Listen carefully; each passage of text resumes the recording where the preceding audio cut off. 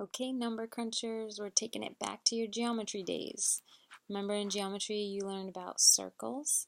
If you remember circles, your basic equation was your x squared plus y squared equals r squared.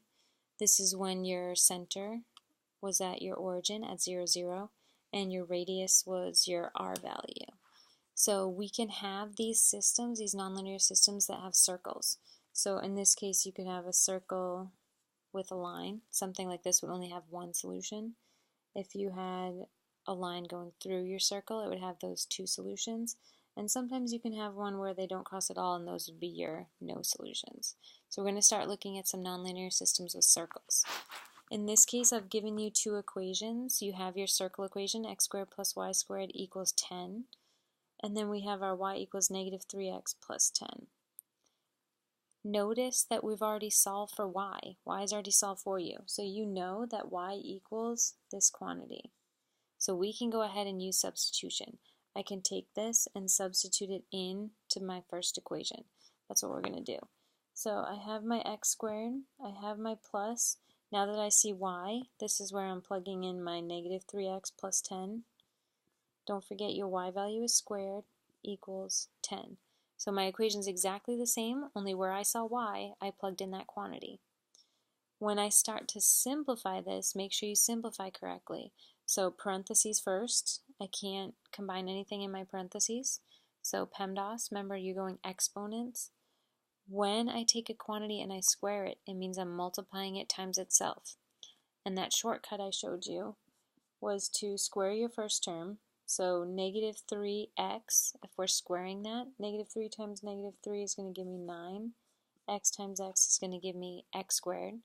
So square my first term, square my last term. 10 squared is 100.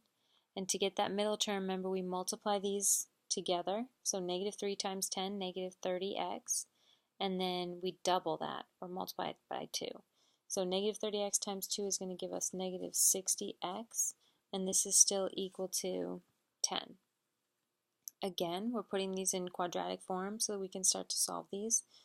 So x squared, I have my 9x squared and my x squared. 9 and 1 is 10, so 10x squared minus 60x. I can move this 10 over, so I'm going to subtract it to bring it over. 100 minus 10 is going to give me 90 equals 0. I can go ahead and start simplifying this. If I'm going to simplify, all these end in 0, so 10 is going to go into all these. I can divide here by 10. So divide by 10, divide by 10, divide by 10, divide by 10. X squared minus 6x plus 9 is equal to 0. I don't have a leading coefficient. My numbers are relatively small. Let's see if completing the square is a method that's going to work for this one. Remember, you take your b value, so negative 6 divided by 2, and then square it. Negative 6 divided by 2 is going to give me negative 3. Negative 3 squared is 9. That's our number that completes the square. We're checking our c value to see if it is 9, and it is. So we don't have to do anything. We don't have to rearrange anything. It's already perfect for us. Remember, once it's perfect, you can break it down. When you break it down, it's always parentheses, always x, always squared. And then to find this value, remember we took half of our b. So half of negative 6 is negative 3. This is your zero product property again. So when you have this quantity and it's equal to 0, that means this quantity has to equal 0. So I'm going to take that x minus 3, set it equal to 0.